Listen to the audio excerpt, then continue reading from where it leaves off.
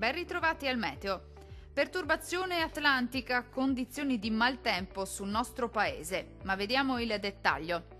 Sul Veneto un fronte perturbato impatta contro la nostra regione. Sin dal mattino e per tutto l'arco della giornata sarà infatti molto instabile, con piogge e temporali piuttosto diffusi, localmente anche forti. Fenomeni in attenuazione comunque entro la nottata. Temperature minime tra 16 e 20 gradi, massime comprese invece tra 19 e 25 gradi circa.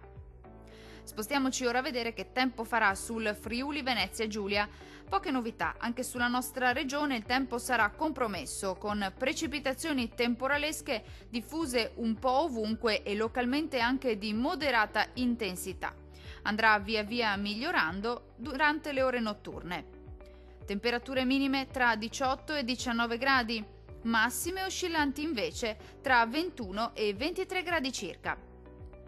Infine, la situazione meteorologica del Trentino Alto Adige. Non cambia di molto la previsione, la perturbazione non risparmierà nemmeno la nostra regione, dove avremo temporali diffusi per tutta la giornata e localmente anche forti, ma anche in questo caso migliorerà entro le ore notturne.